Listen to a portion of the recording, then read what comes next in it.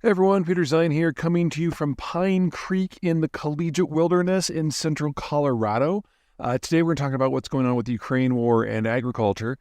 Specifically, the Russians have pulled out of the grain shipment deal that allowed the Ukrainians to send wheat and corn and sunflower and such out by water, primarily through the ports of Mykolaiv and Odessa. And they've since started targeting the physical infrastructure that allowed those shipments to happen. Now, for those of you who have been following my coverage since the war began, you know that there's nothing here that's really too new or unique.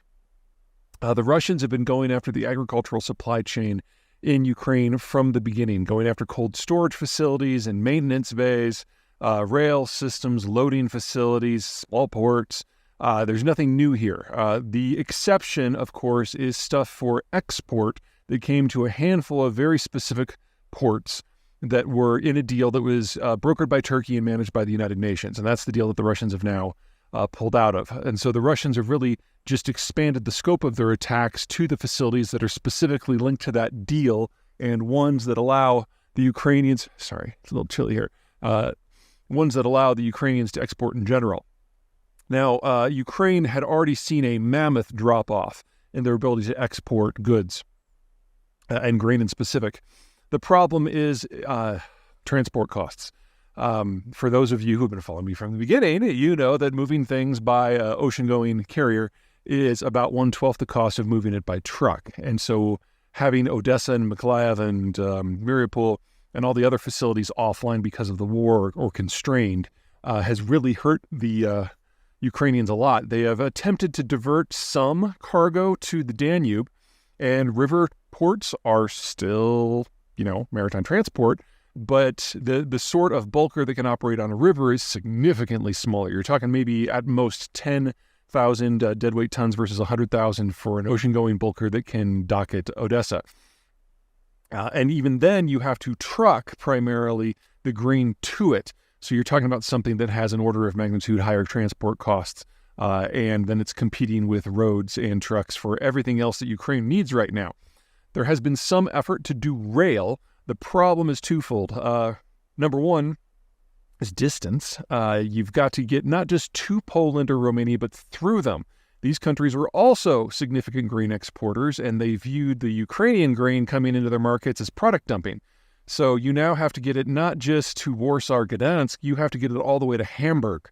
And that means you need those rail systems for 2 and 3 times the distance that you originally thought. Second, there's not a lot of interoperability between the Ukrainian rail system, which is post-Soviet, and the European system, which runs on a different gauge. So you also have to switch things over. So overall, total grain exports from Ukraine from before the war until a month ago were already down by well over 2/3. Now we're looking at probably the rest of that going away, because if you can't even get stuff to the Danube, because the Russians are now bombing storage facilities right on the river, right on the border with NATO, you're looking at the inability of the large-scale producers in Ukraine to be able to function.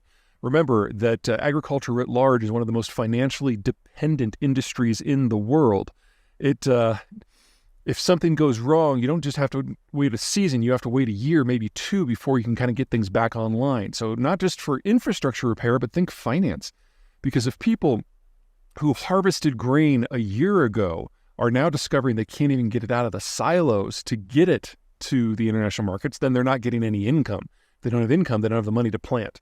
So this winter wheat crop that is being harvested right now is probably the last one of size that we're going to see actually playing in international markets.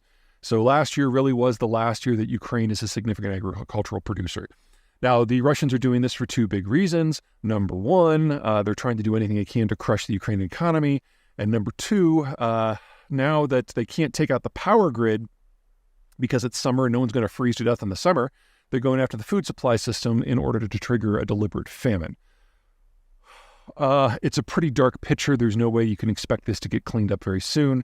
What we've seen with the missile strikes on these sort of facilities down in the Danube region or in Odessa is that Ukraine has gotten some decent air defense up in a few specific places, most notably Kiev, the capital. But there's not enough to go around, and so these shots are still getting through. And it's unclear whether or not the West, even if it had the political will, has the military bandwidth to spare more equipment in order to provide air defense for a country that is roughly the same size as Texas, building it from scratch. Certain things are more important than others. Kiev is obviously more important than Odessa. And unless somebody is willing to intervene and protect maritime shipments, which is basically a declaration of war against the Russians, this is probably the end of Ukraine as a significant food exporter. And very soon it is going to be a food importer because it will no longer have the capacity to grow enough for its own population. And that enters the war into a fundamentally new phase. To that end, one of the things that I've been encouraging people to do is to find a charity in Ukraine that helps people out. The one that I have chosen is MedShare. They provide medical assistance to communities who are incapable of providing it for themselves. And there's a donation link at the end of all of my newsletters. I encourage you to tap that often.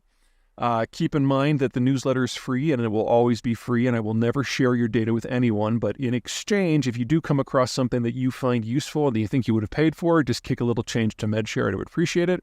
Or find your own. Médecins Sans Frontières is a great one. The Red Cross, UNICEF, these are all organizations that are operating aggressively in Ukraine to try to alleviate the human suffering that has been caused by the war. All right, that's it. Bye.